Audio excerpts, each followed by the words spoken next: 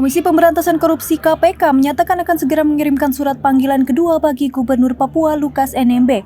Diketahui KPK sebelumnya telah memanggil Lukas NMB pada 26 September lalu, namun ia mangkir dengan alasan sakit. Hanya saja Ali belum bisa mengungkap lebih jauh jadwal pemanggilan Lukas NMB.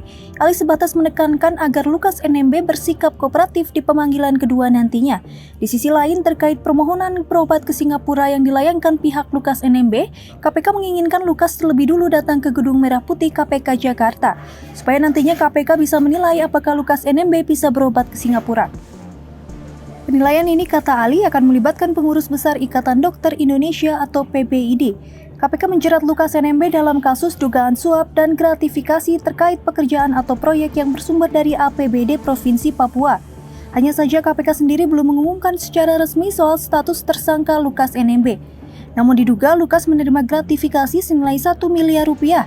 Lukas NMB memang tengah jadi sorotan. Selain soal gratifikasi 1 miliar rupiah, transaksi keuangannya juga memantik pembicaraan publik.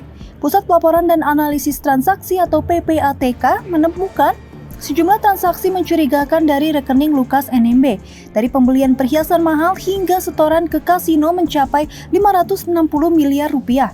Kasus Lukas ini pun diduga masih akan dikembangkan terkait dugaan pencucian uang hingga merembet ke dana operasional PON 2020 di Papua.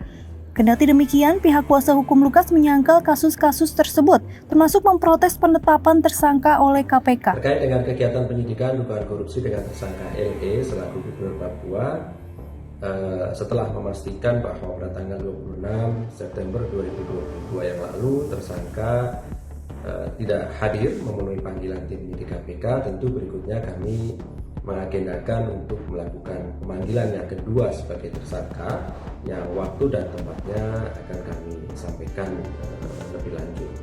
Tetapi yang pasti bahwa pada kesempatan ini ingin kami sampaikan, kami berharap tersangka kooperatif hadir memenuhi panggilan yang kedua karena ini adalah kesempatan bagi tersangka untuk dapat menyampaikan langsung perkara ini di hadapan tim penyidik KPK.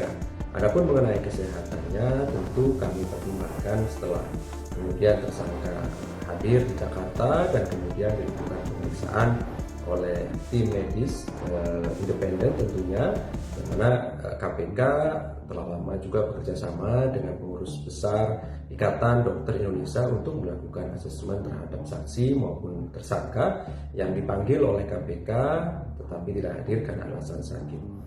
Tentu hasilnya objektif dan ini menjadi kepastian bagi kesehatan tersangka itu sendiri dan bagi kami tentu untuk mengambil keputusan dan mempertimbangkan apakah berikutnya memang perlu dilakukan pengobatan baik itu di dalam negeri ataupun di Singapura sebagaimana permohonan yang diajukan oleh kuasa hukum dari tersangka LE.